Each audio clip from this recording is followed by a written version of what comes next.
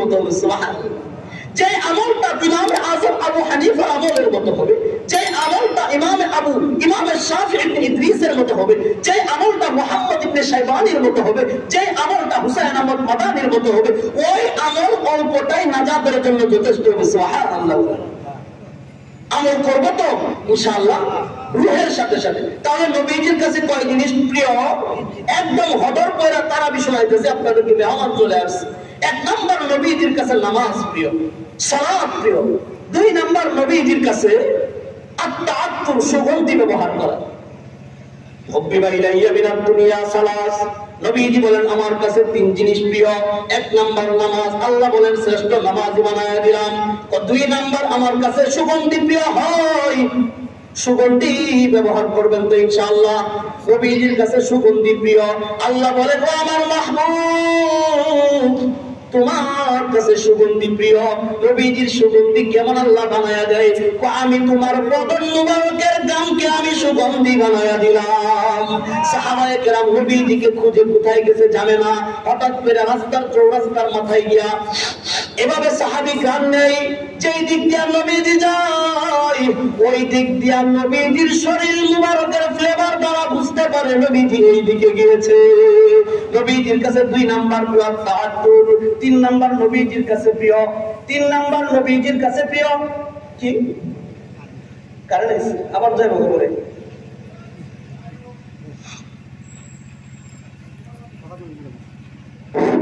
তাহলে নামাজ নবীজির কাছে এক নাম্বার প্রিয় হলো নামাজ। এক নাম্বার প্রিয় কি? আওয়াজ করে বলেন এক নাম্বার কি প্রিয়? দুই নাম্বার প্রিয় সুগন্ধি।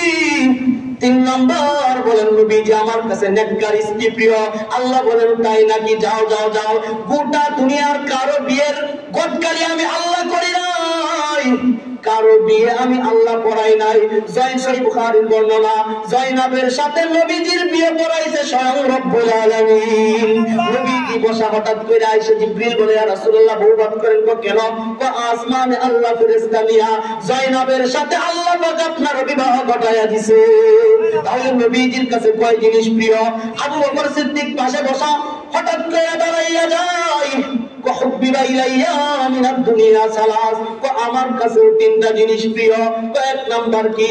ইহদার ইনফাক আলা মাল হুব্বিকা ইয়া রাসূলুল্লাহ। এক নাম্বার আন-নাযরু ইলা ওয়াজহি রাসূলিল্লাহ, আমার কাছে এক নাম্বার প্রিয় ইয়া রাসূলুল্লাহ, আমার কাছে এক নাম্বার প্রিয় হলো আপনার চেহারার দিকে তাকাইয়া থাকা। আর আবু বকর সিদ্দিক সকালে আসতে আর সারাদিন বাড়িতে যায় না। তার ছেলে আব্দুল্লাহ বলে বাবা খাবার খেতে যাবেন না? কোনো প্রয়োজন নাই, আমার যখন ক্ষুধা হয় আমি নবীজির চেহারার দিকে তাকাইলে আমার মুহূর্তের মধ্যে ক্ষুধা নিবারণ হয়ে যায়।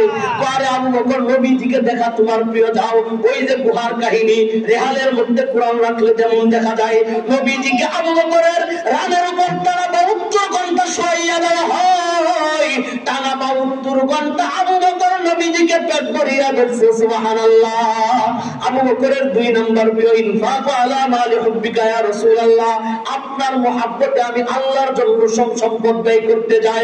আরে আল্লাহ বলেন আবু বকর তোমার রুচি এটা, ঠিক আছে যাও, কিয়ামত পর্যন্ত আনেওয়ালা উম্মতের মাঝে তোমাকে শ্রেষ্ঠ নবী বানায়া দিলাম। আবু বকর বলেন তিন নাম্বার প্রিয়, আমি চাই আমার মেয়ে আপনার স্ত্রী হোক, সুবহানাল্লাহ। আরে আবু বকর কেমন জামাই তালাশ করে আর আপনি কেমন জামাই তালাশ করেন?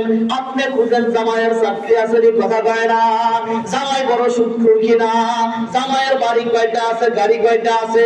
এরপরে এক সপ্তাহ পর বিনা নোটিশে আপনার মাইনাকে পাঠাইয়া দেয়। কারণ আবু বকর জামাই খুঁজে আগে তাকওয়াবান জামাই, কথা কয় না। আবু বকর জামাই খুঁজে আলেম জামাই, আবু বকর জামাই খুঁজে মুফতি সাহেব জামাই, আবু বকর জামাই খুঁজে মুফতি মুহাদ্দিস জামাই। নবীজিকে তিনি জামাই বানাইতে চায়। আল্লাহ বলেন তোমার মেয়ের গদকারি আমি নিজে করব। সেই বুখারীর বর্ণনা, নবীজি একদিন জিবরিল আম্মা জান আয়েশার ছবিকে রেশমি রুমালের মধ্যে পেঁচাইয়া হঠাৎ করে এভাবে নিয়ে আসছে। নবীজি একদিন দেখে মুস্কি মুস্কি হাসে, কিছু কয় না, আবার দেখে আবারও কিছু কয় না। 3 দিন নবীজি বলেন ইয়াকু হাদা মিন ইনদিল্লাহ, যদি এটা আল্লাহর পক্ষ থেকে হয় তাহলে আল্লাহ যেন তার সাথে আমার কিছু ঘটাইয়া দেয়। সুবহানাল্লাহ। আমাদের আয়েশার সাথে নবীজির বিবাহ হয়ে যায়। উমরে ফারুক বসা, তিনি বলেন আমার কাছে তিনটা প্রিয়। এক নাম্বার আমর বিল মারুফ, সৎ কাজের আদেশ দেওয়া। দুই নাম্বার নাহি আনিল মুনকার, অসৎ কাজের বাধা দেওয়া। তিন নাম্বার সিরা পোশাক পরিধান করা। আরে অর্ধ জাহানের বাদশা, সৎ কাজের আদেশ দিবেন তো ইনশাআল্লাহ, অসৎ কাজের বাধা দিবেন। যেখানে অন্যায় সেখানে প্রতিবাদ, কথা কয় না? যেখানে অন্যায় সেখানে প্রতিবাদ। কেউ কাউকে খাওয়ায় না, কোন নেতা তার বাপের সম্পদ দেয় না। অতএব কোন নেতাকে নেতাগিরি করতে গিয়ে যেন জুলুমকারী না হয়, সেই দিকে খেয়াল রাখবো তো ইনশাআল্লাহ। রাখবো তো ইনশাআল্লাহ। কোন নেতা যারা আছে, চেয়ারম্যান হয়, মেম্বার হয়, তো বাপের টাকা হয় আমাদেরকে, কথা কয় না? আমাদের সম্পদ দিয়ে তারা চলে। শেখ হাসিনা চলে আমাদের টাকা দিয়ে চলছে, আমাদের ট্যাক্সের টাকা দিয়ে তাদের আমলা চলে, এমপি চলে, মন্ত্রী চলে, তাদের বাড়ি হয়, গাড়ি হয়, তাদের চিকিৎসা করে আমাদের টাকা দিয়ে। এত খয়রাতি তারা, কথা কয়, এত ফকিন্নি তারা, আমাদের টাকা দিয়ে তারা চিকিৎসা করে। আমরা প্রতিনিধি বানাইছি আমাদের খবর নেওয়ার জন্য। অতএব কোন জুলুমকারী যদি রিলিফের কোন কাপ টাকায় বিক্রি করতে যা, ওকে চৌরাস্তার মাথায় নিয়ে ঝুলায় এরপরে বিচার করবেন, কথা কয়। এটা আপনার অধিকার। এটা মেরে মুহতারাম বায়ু মেহমান চলে আসছে। তাহলে নবীজির কাছে কয়টা জিনিস প্রিয়? তিনটা। আবু বকরের কাছেও তিনটা, উমরের কাছেও তিনটা, উসমান বলে আমার কাছেও তিনটা। এক নাম্বার ইনদা তিলাওয়াতিল কোরআন, কোরআন কারীম তিলাওয়াত করা। দুই নাম্বার বস্ত্রহীনকে বস্ত্র দেওয়া। তিন নাম্বার ক্ষুধার্তকে খাওয়ানো। হযরত আলী বলেন আমার কাছেও তিনটা প্রিয়। গ্রীষ্মকালে রোজা রাখা, গ্রীষ্মকালে জিহাদ করা। তিন নাম্বার আপনার নামাজ পড়া গ্রীষ্মকালে, কথা বুঝছেন? এভাবে জিবরিল আমিন বলেন আমার কাছেও তিনটা, আল্লাহ বলেন আমার কাছেও তিনটা। আল্লাহ পাক বুঝাইলেন আপনাদের রুচি যদি ভালো হয়, আপনাদের নিয়ত যদি পরিশুদ্ধ হয়, আপনাদের নিয়ত যদি চেঞ্জ হয়, এটার ব্যবস্থা করে দিবেন কে? আল্লাহ। আমরা আমাদের রুচি চেঞ্জ করবো তো ইনশাআল্লাহ। আল্লাহ পাক পরবর্তীতে কোথাও যদি কোনো সুযোগ মিলে যায়, এই রুচির অসম্পূর্ণ আলোচনা সমাপ্ত করব।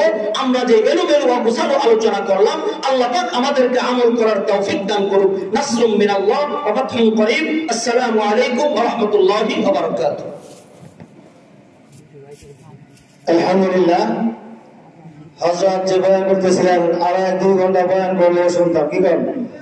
আমাদের মঞ্চে উপবিষ্ট সাদিকুর রহমান সাহেব, উনি ওনার মূল্যবান বয়ান পেশ করবেন। ওনার আগে আমাদের কিন্তু প্রধান বক্তা যিনি উমর ফারুক কাসিদি, ঢাকা থেকে আসতেছেন। উনি কিন্তু কাছে, ঢাকা থেকে আসছে, উনি কিন্তু কাছে। আমাদের প্রধান বক্তা আজকের মাহফিলের যিনি প্রধান, তিনি কিন্তু রয়েছেন। ওনার আওয়াজ শুনে যাবেন ইনশাআল্লাহ। তো এখন একটু গজল পেশ করবে আমাদের এই মাদ্রাসার ছাত্র ওসমান।